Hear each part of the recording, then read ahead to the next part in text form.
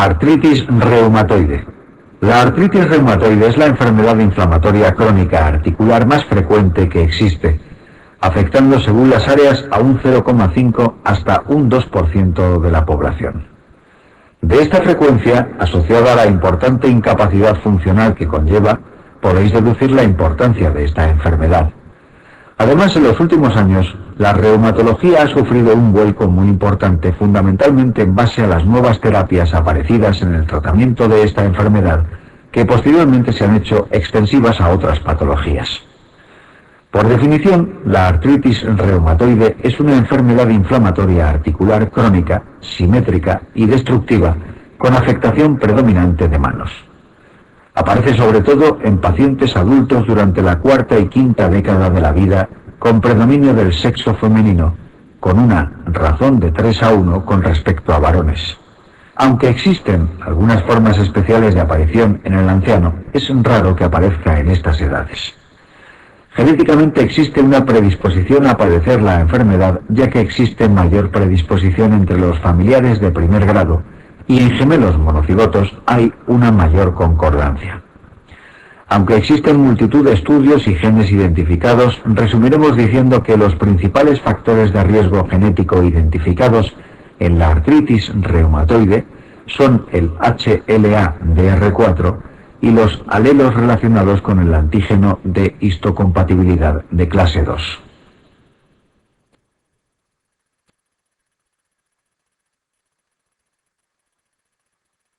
La patogenia de la artritis reumatoide permanece aún desconocida. Se postula la intervención de un agente infeccioso que, sobre un individuo genéticamente predispuesto, podría desencadenar una respuesta inmune con la consecuente producción de inflamación. El mecanismo por el cual se perpetúa esta respuesta inflamatoria no se conoce. En la producción del daño articular interviene la activación de linfocitos TCD4 que produce interferón gamma. Posteriormente se produce la activación mediante esta citoquina de macrófagos que producen interleuquinas, fundamentalmente factor de necrosis tumoral, e interleuquina 1.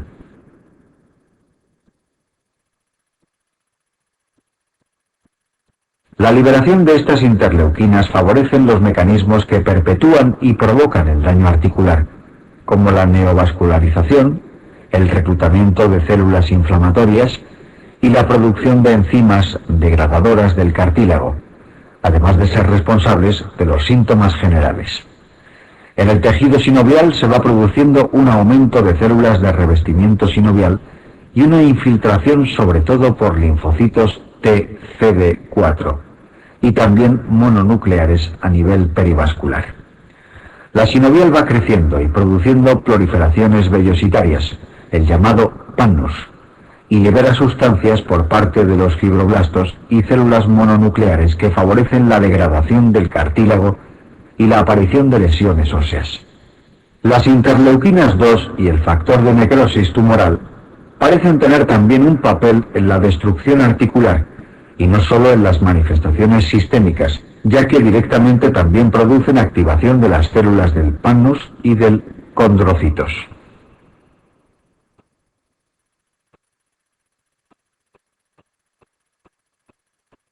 No existe ninguna prueba específica para el diagnóstico de artritis reumatoide, por lo que nuevamente debemos basarnos en una mezcla de criterios clínicos, analíticos y radiológicos para realizar su diagnóstico. Estos son los criterios del Colegio Americano y son universalmente aceptados. Consideramos que el paciente presenta una artritis reumatoide si cumple al menos 4 de estos criterios. Presencia de rigidez matutina marcada, prolongada a lo largo del día, al menos de 1 hora de duración. Esta duración nos permite distinguir algo a la rigidez prolongada que se presenta en enfermedades inflamatorias de la propia enfermedad como la artrosis. Artritis que afecte al menos a 3 áreas articulares distintas. Que la artritis sea simétrica.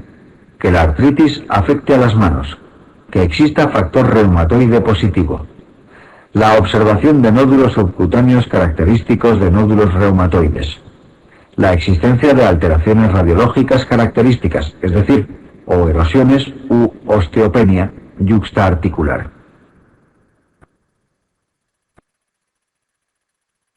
Hay que recordar que la artritis debe ser una artritis crónica, es decir, de al menos 6 semanas de duración, por lo que la primera pega que encontramos a estos criterios es el retraso en el diagnóstico que implican, así como el que las formas atípicas de presentación de artritis reumatoide, como aquellas que se inician de forma monoarticular, quedan excluidas del diagnóstico.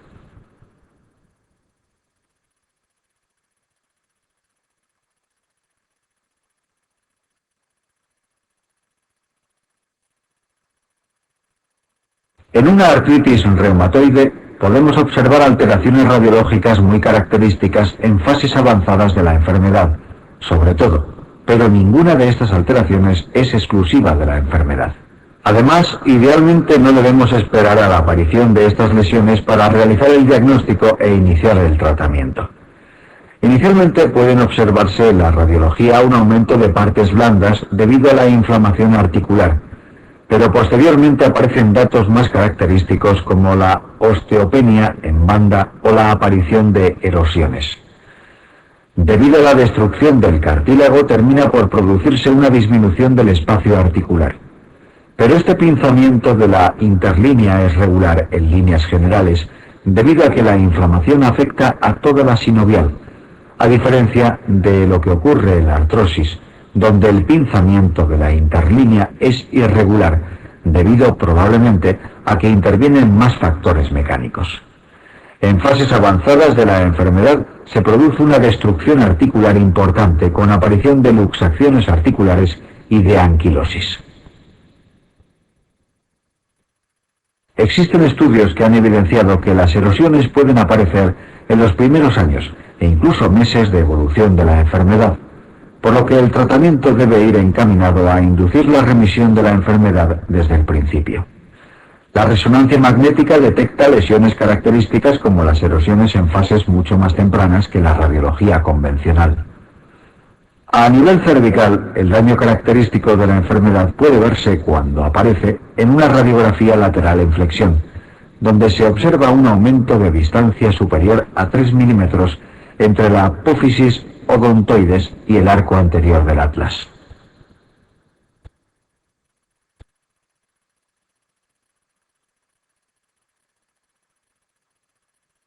La artritis reumatoide suele iniciarse con síntomas inespecíficos como astenia y astralgias, hasta que aparece la típica inflamación sinovial.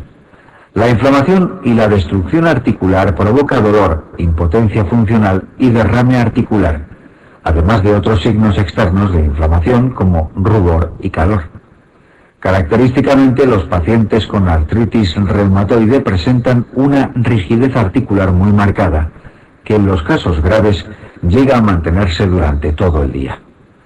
En algunos casos raros, el inicio de la enfermedad aparece de forma abrupta con fiebre, poliartritis y adenopatías. La enfermedad puede afectar a prácticamente cualquier articulación diartrovial, fundamentalmente pequeñas articulaciones de manos y pies que se afectan de forma casi constante y generalmente adoptan un patrón bilateral simétrico. Sin embargo, es muy rara la afectación de las interfalángicas distales, lo que permite diferenciar esta enfermedad de otras como la psoriásica que en ocasiones pueden asemejarse. Y tampoco afecta a sacroilíacas ni articulaciones de columna lumbar ni dorsal, al contrario de lo que ocurre en las espondiloartropatías.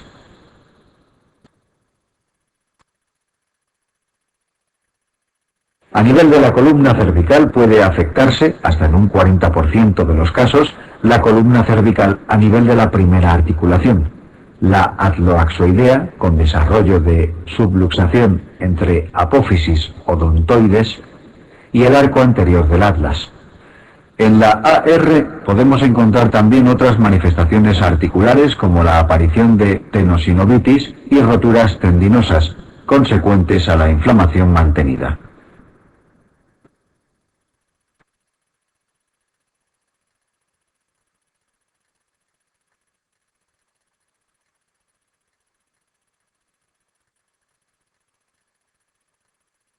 Puede presentarse, como hemos dicho previamente, afectación de casi cualquier articulación, aunque habitualmente la afectación de manos es casi constante.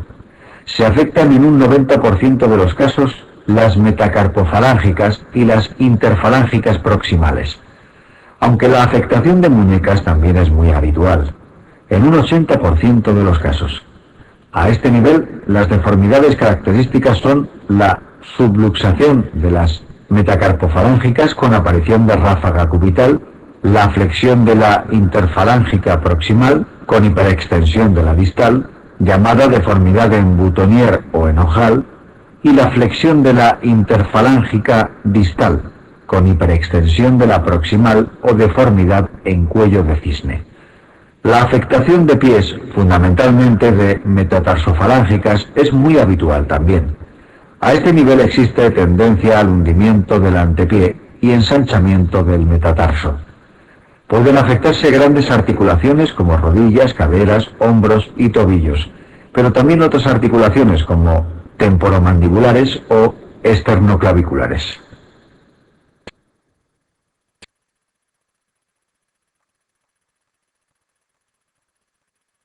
A nivel cervical, como ya hemos mencionado, puede darse subluxación atlaxoidea, aunque pueden presentarse otras lesiones como erosiones sobre la apófisis odontoides o en las articulaciones interapofisarias.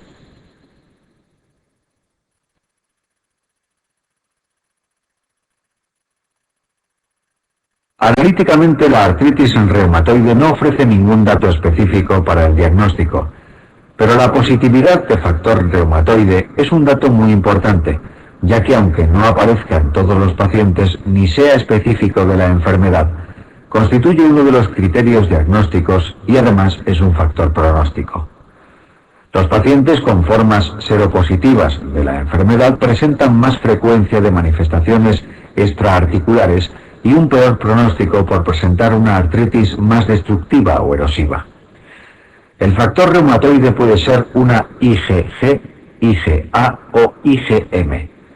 Las pruebas de laboratorio habituales detectan una IgM dirigida contra la FC de una IgG. El factor reumatoide aparece en aproximadamente 2/3 de los pacientes con artritis reumatoide, pero puede positivizarse en multitud de situaciones como después de una vacunación o una transfusión. Además puede ser positivo en infecciones como endocarditis bacteriana subagudas, mononucleosis, leishmaniasis, paludismo, tuberculosis o sífilis.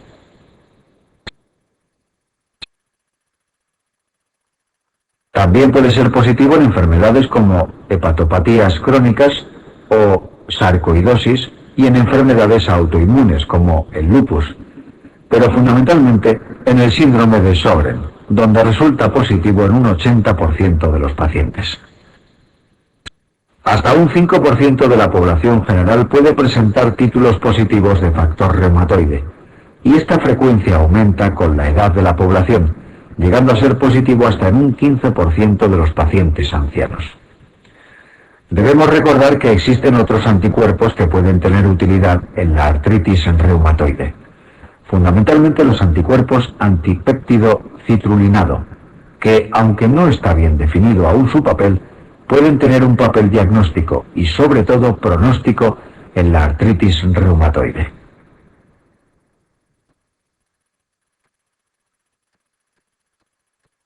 Las manifestaciones extraarticulares generalmente no tienen tanta importancia de forma global como las articulares, pero ocasionalmente pueden constituir un problema muy serio.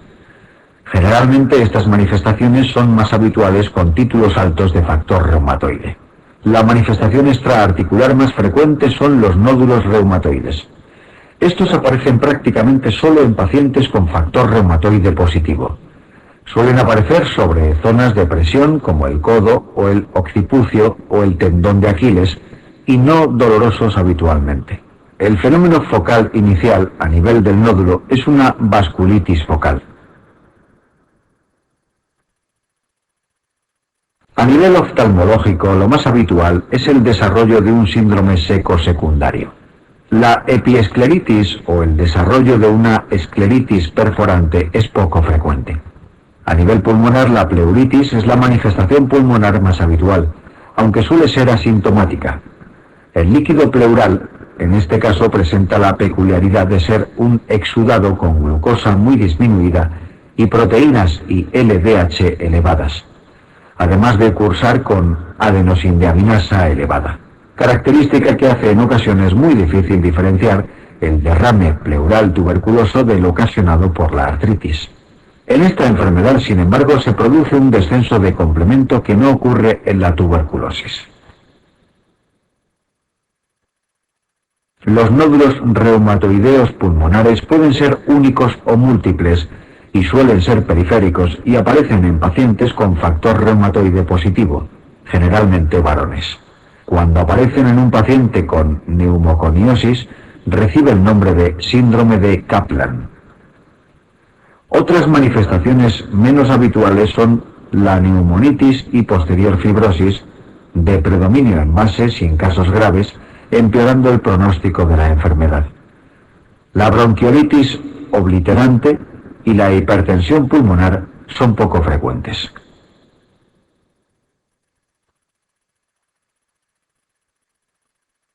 La vasculitis reumatoide aparece en un pequeño porcentaje de pacientes con factor reumatoide positivo. Generalmente presentan lesiones cutáneas que van desde infartos ungueales aislados hasta el desarrollo de lesiones necrotizantes. Generalmente cursa con poli o mononeuritis y en ocasiones con vasculitis a nivel intestinal o pulmonar. Sin embargo, la afectación del sistema nervioso central es rara. Anatomopatológicamente presenta datos similares a una panarteritis necrotizante. El síndrome de Felty consiste en la asociación de esplenomegalia y leucopenia en pacientes con artritis reumatoide que en ocasiones se acompaña de trombopenia y anemia. Las manifestaciones cardíacas generalmente son leves.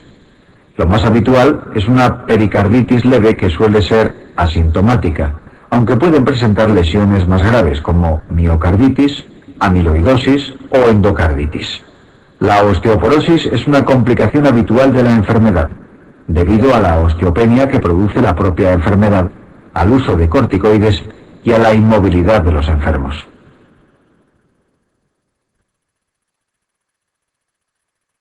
Analíticamente, aparte del factor reumatoide o la positiva de anticuerpos anticitrulina, la enfermedad presenta muy frecuentemente anemia de trastornos crónicos, sobre todo relacionada con enfermedad activa. Además, como reactantes de fase aguda, que deben ser solicitados en las visitas posteriores como parámetros de actividad, se utilizan en esta enfermedad la velocidad de sedimentación globular y la proteína C reactiva. Los títulos de factor reumatoide no se correlacionan con la actividad de la enfermedad. En casos muy graves puede aparecer eosinofilia y debido al uso de AINES, ferropenia en otros casos. Existen datos que apoyan la predisposición de los enfermos con actividad mantenida de la enfermedad para desarrollar linfomas de células B. La amiloidosis secundaria con depósito multiorgánico de amiloide de tipo AA es una complicación rara que comentaremos posteriormente.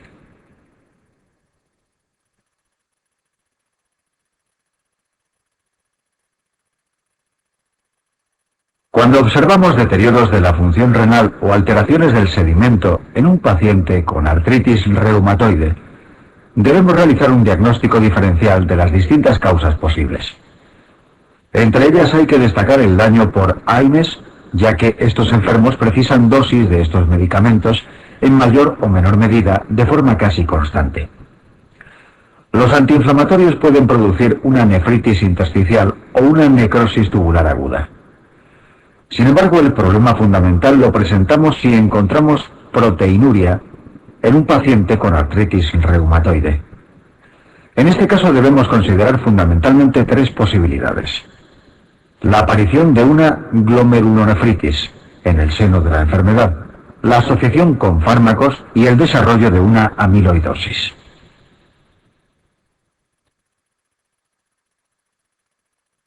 Si el paciente recibe en ese momento tratamiento con D-penicilmina o sales de oro, debemos suspender la medicación, ya que con más probabilidad el daño será secundario a estos medicamentos.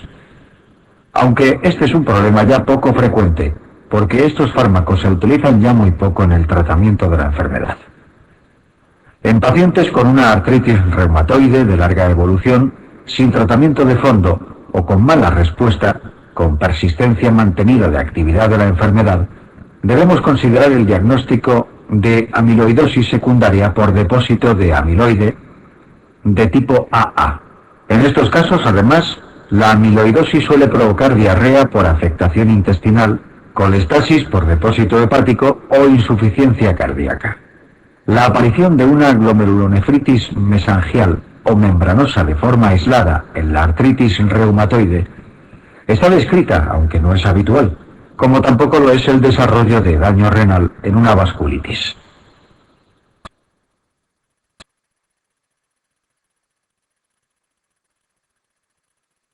El tratamiento de la artritis reumatoide se ha ido modificando en los últimos años y aunque no existe una pauta universalmente aceptada, el esquema que te proponemos es el más habitualmente utilizado. Cuando en un paciente sospechamos que tiene una artritis reumatoide, solicitamos pruebas complementarias como el factor reumatoide y una radiografía de manos que nos ayudarán a establecer el diagnóstico de forma definitiva. Podemos incorporar desde el inicio de los síntomas tratamiento con antiinflamatorios no esteroideos que pueden asociarse a corticoides en dosis bajas.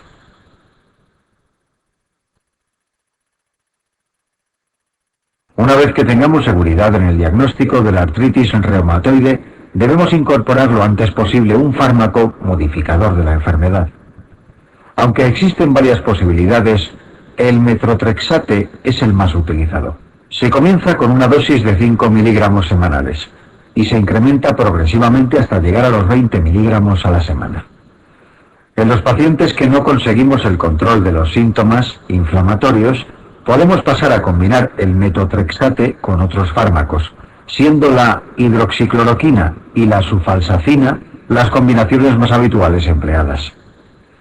Una alternativa al metotrexate es la leflunomida, fármaco menos potente que se está ensayando en los últimos años.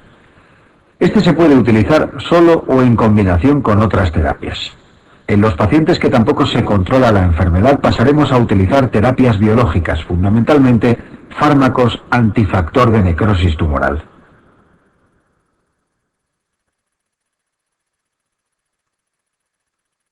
Los fármacos antifactor de necrosis tumoral son tres: el etanercept, el infliximab y el adalimumab.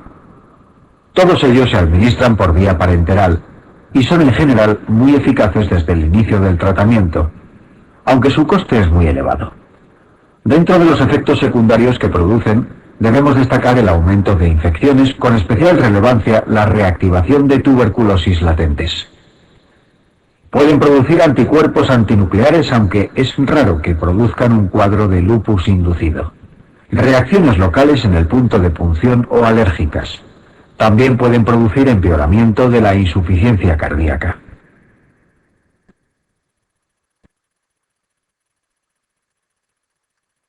Espondiloartropatías. Las espondiloartropatías son un grupo de enfermedades que comparten características clínicas, biológicas y de predisposición genética, todas ellas de alguna forma opuestas a las de artritis reumatoide. De esta forma no muestran factor reumatoide, por lo que se denominan en ocasiones espondiloartropatías seronegativas.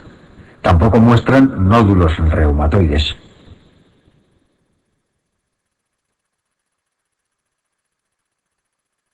Mientras la artritis reumatoide se caracterizaba por la afectación articular poliarticular, simétrica y preferentemente localizada en manos, las espondiloartropatías producen afectación oligoarticular, asimétrica y prioritariamente localizada en miembros inferiores.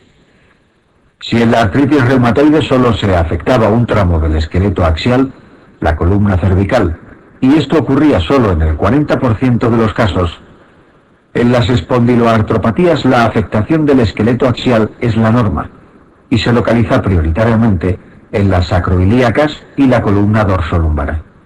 La inflamación asienta especialmente en la denominada entesis, esto es, la zona en la que los ligamentos, las fascias o los tendones se insertan en el hueso, dando lugar, por ejemplo, en el caso del tendón de Aquiles y su inserción en el calcáneo, a un síntoma característico de las espondiloartropatías, como es la talalgia. Las manifestaciones extraarticulares que pormenorizaremos son también diferentes a las de artritis reumatoide. Al igual que en la artritis reumatoide, existe una predisposición genética a padecer alguna de las enfermedades de este grupo, en este caso ligada a la presencia del HLA-B27.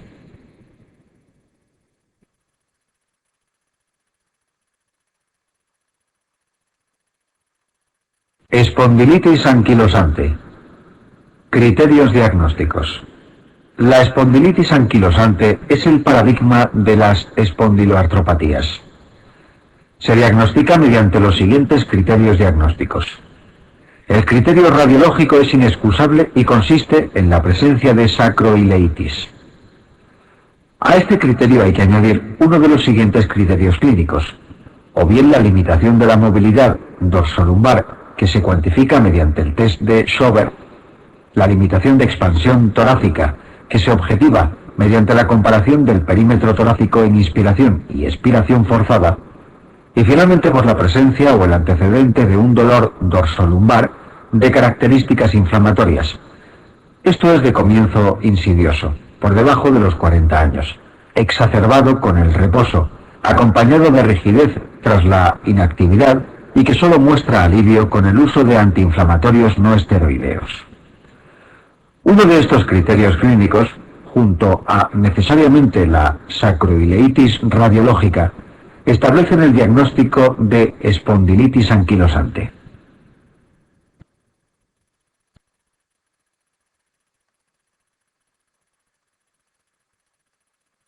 Manifestaciones clínicas. La principal manifestación clínica es la previamente descrita afectación del esqueleto axial con el dolor de ritmo inflamatorio característico.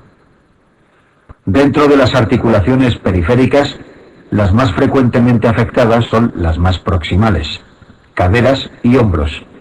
La afectación de la cadera es especialmente importante ya que suele ser precoz, en los primeros 10 años de la enfermedad, bilateral y extensa. Las articulaciones periféricas más distales se afectan de forma oligoarticular y asimétrica, predominando en miembros inferiores como corresponde a las espondiloartropatías.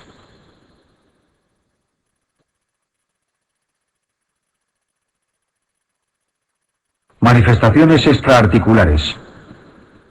La manifestación extraarticular más frecuente es la uveitis anterior, que se comporta como un ojo rojo con dolor, fotofobia y lagrimeo, pero sin deterioro de la agudeza visual. También se produce fibrosis de los vértices pulmonares que puede complicarse con la colonización por Aspergillus.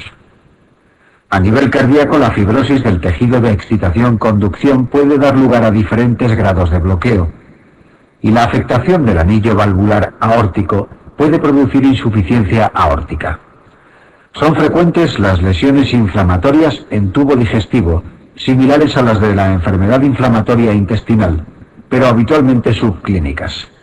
Hay dos manifestaciones nefrourológicas que se producen con mayor frecuencia que en la población general: la prostatitis crónica y la nefropatía IgA.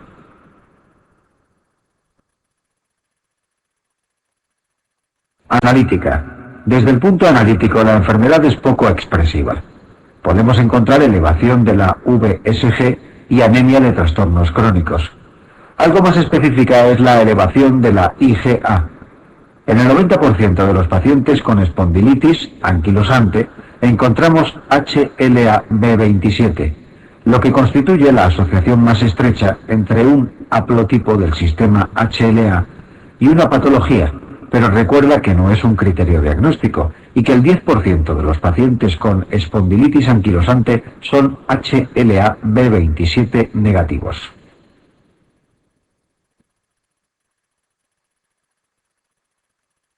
Radiología. El hallazgo radiológico más común es la sacroileitis, que tiene necesariamente que aparecer en todos los pacientes. La sacroileitis incipiente se aprecia como un pseudoensanchamiento del espacio articular. Posteriormente, la reacción esclerótica de hueso hace que encontremos esclerosis, estrechamiento y erosiones en la articulación. En una fase más avanzada llegan a establecerse puentes óseos entre la vertiente sacra y la ilíaca. Finalmente se alcanza la anquilosis completa de la articulación. Las vértebras adoptan un aspecto más verticalizado, más cuadrado, y posteriormente aparecen los indesmofitos, osificaciones simétricas y uniformes que unen las vértebras. Finalmente, cuando se añade a todo lo anterior osificación del ligamento vertebral común posterior, se adopta el aspecto de columna en caña de bambú.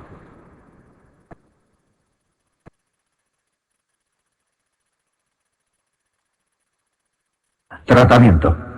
La única medida que proporciona alivio sintomático en la espondilitis anquilosante son los antiinflamatorios no esteroideos, y la única utilidad que estos muestran es este alivio sintomático, ya que no retrasan, evitan o minimizan la evolución a la anquilosis.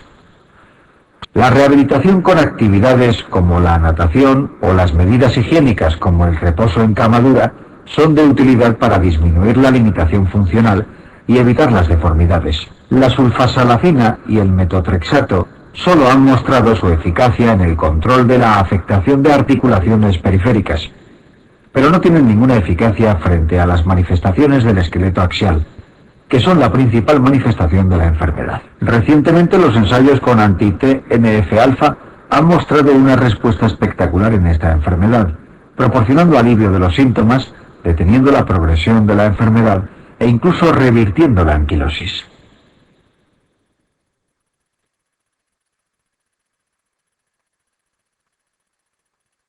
Artritis reactiva. La artritis reactiva es una sinovitis estéril que ocasionalmente complica infecciones gastrointestinales o genitourinarias. Esto es, aunque el desencadenante es un proceso infeccioso, cuando vemos manifestaciones articulares, esa infección ya ha desaparecido y por lo tanto no hay ningún germen que tratar o aislar. Las manifestaciones articulares son debidas a una respuesta inmune anómala que fue desencadenada por la infección citada. Esta complicación ocurre sobre todo en la población con HLA-B27 y los pacientes con infección por HIV. El término síndrome de Reiter, que de forma clásica hacía referencia a la tríada artritis, conjuntivitis y uretritis, hoy en día se utiliza como sinónimo de artritis reactiva.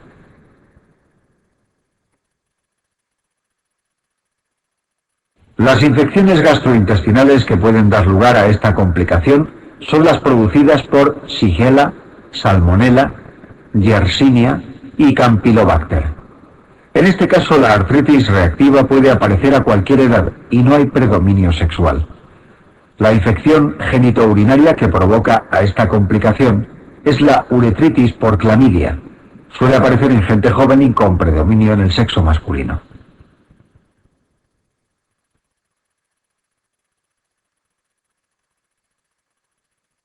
Entre 1 y 4 semanas después de la infección desencadenante, aparecen las manifestaciones de estado, que son fundamentalmente articulares. Se trata de una artritis de comienzo agudo inicialmente localizada en una única articulación, monoartritis aguda, pero que al cabo de horas o unos pocos días ve cómo se añaden a esta articulación inicial otras articulaciones. Esto es, una artritis adictiva con distribución asimétrica y predominando en miembros inferiores como corresponde a las espondiloartropatías, y como en ellas podemos encontrar talalgia si hay entesitis, dolor glúteo si hay sacroileitis y dolor dorsolumbar si hay espondilitis.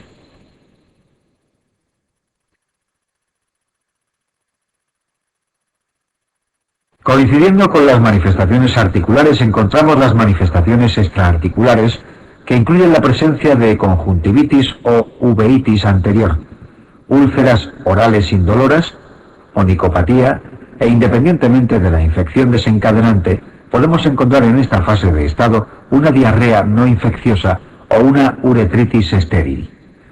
En las formas de comienzo postvenéreo, además pueden aparecer otras dos manifestaciones mucocutáneas, la balanitis circinada y la queratodermia palmoplantar.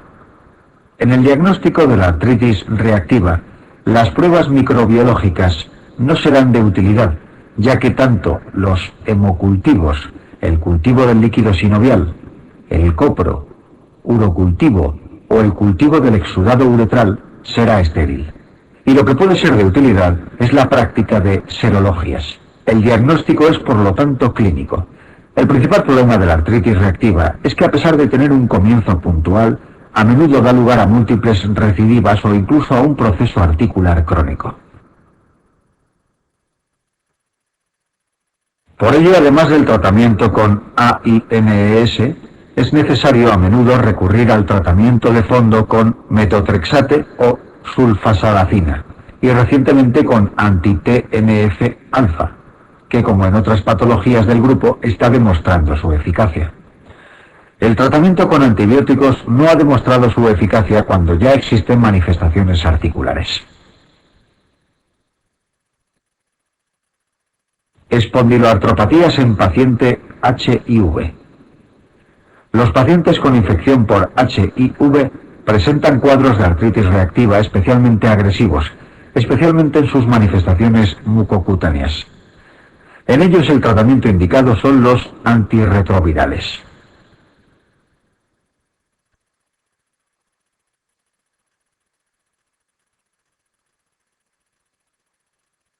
La artropatía es la complicación más frecuente de la psoriasis cutánea y se aprecia en el 5-10% de los casos. Se trata de una artropatía inflamatoria que, a diferencia del resto de las espondiloartropatías, no muestra predominio por la afectación de miembros inferiores, sino por las manos, pero a diferencia de la artritis reumatoide, su principal diagnóstico diferencial afecta a las articulaciones interfalángicas distales y con cierta frecuencia muestra afectación axial predominantemente en sacroilíacas y columna dorsolumbar. La secuencia habitual es que la afectación cutánea preceda en años a la complicación articular, pero en ocasiones el comienzo de ambas es simultáneo e incluso los síntomas articulares pueden preceder a las lesiones cutáneas. Aunque algunas de sus formas clínicas predominan en uno u otro sexo, globalmente la enfermedad no muestra predominio sexual.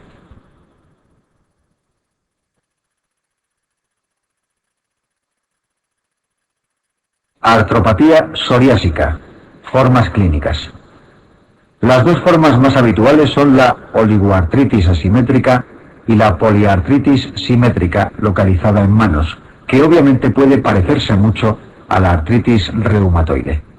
Este parecido se acentúa ya que esta forma predomina en mujeres.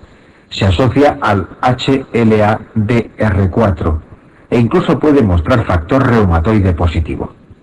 A diferencia de la auténtica artritis reumatoide, jamás aparecerán nódulos reumatoides.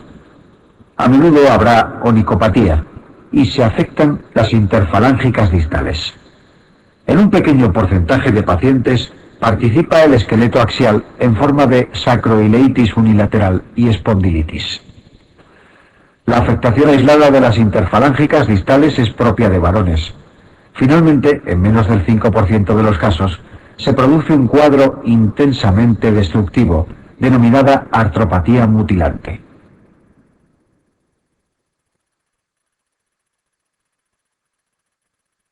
Aunque lo más trascendente de la artropatía psoriásica es que se trata de una artropatía erosiva, destructiva equivalente a la artritis reumatoide, existen varias peculiaridades en su afectación articular. Es frecuente la presencia de lesiones ungueales, especialmente si hay afectación de la articulación interfalángica distal subyacente. La tumefacción difusa de un dedo origina la dactilitis o dedo en salchicha. Se pueden apreciar marcada tendencia a la anquilosis y la intensa reabsorción de las zonas más distales. Acroosteolisis.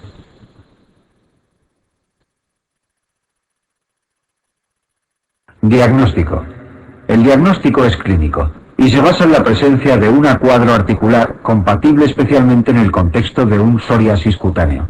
Desde el punto de vista analítico encontraremos elevación de los reactantes de fase aguda. Los hallazgos radiológicos típicos son las imágenes de lápiz copa, la periostitis, la osteolisis, la anquilosis y sin embargo hay una menor tendencia a la osteoporosis yuxtaarticular. Tratamiento. El tratamiento es idéntico al de la artritis reumatoide, siendo de nuevo el metotrexato el fármaco de elección, que en este caso es útil no solo frente al daño articular, sino también frente a las lesiones cutáneas. Al igual que en la artritis reumatoide, la reciente terapia biológica anti-TNF ha resultado de eficacia tanto frente a las lesiones cutáneas como a las articulares.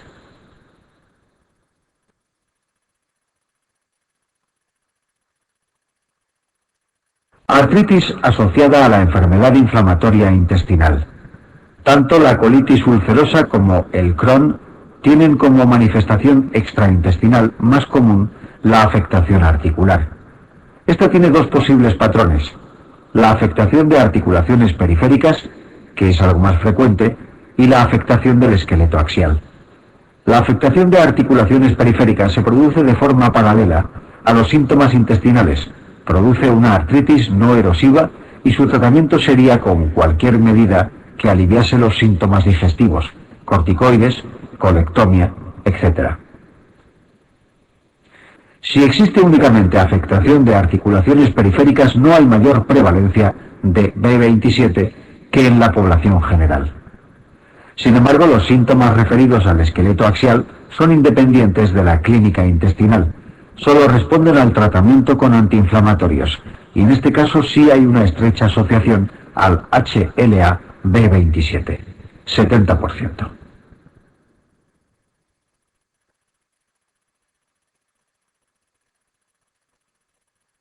Enfermedades metabólicas del hueso. Las enfermedades metabólicas óseas son patologías caracterizadas por la alteración del remodelado del hueso.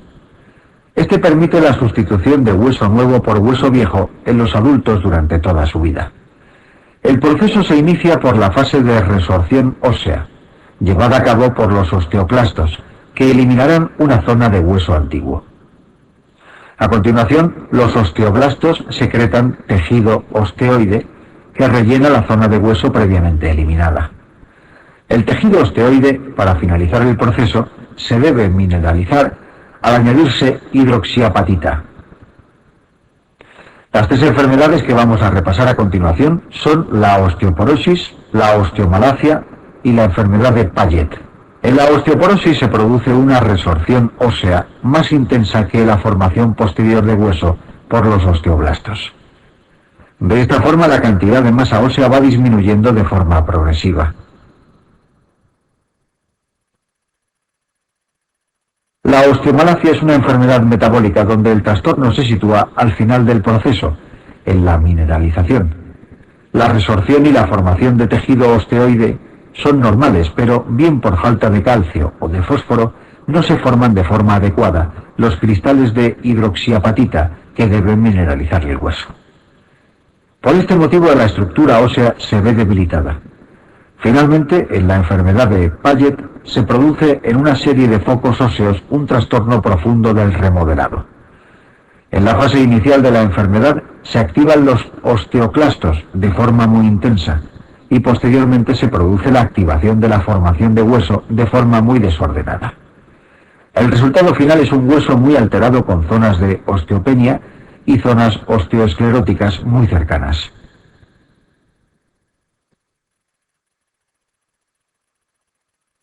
La enfermedad de Paget es una patología muy prevalente en ancianos, siendo en la mayoría de los casos asintomática.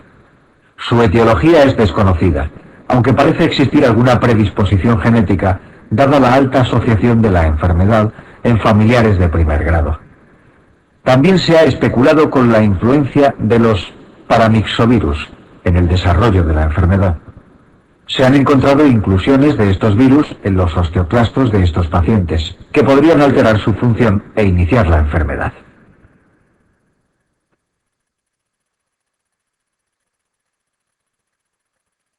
Las manifestaciones clínicas de la enfermedad de Paget pueden ser muy variadas, pero debe recordar que lo más habitual es que el paciente se encuentre asintomático.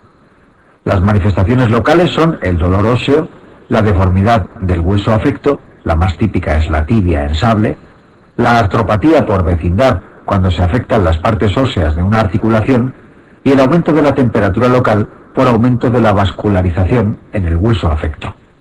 Las manifestaciones sistémicas son la hipercalcemia e hipercalciuria, por aumento de la resorción ósea y liberación de calcio a sangre periférica.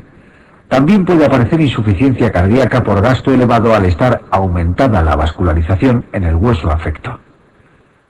Como complicaciones más relevantes se encuentran la degeneración sacromatosa, que es una causa habitual de osteosarcomas en ancianos, y la compresión de estructuras nerviosas cuando la enfermedad asienta en vértebras o cráneo.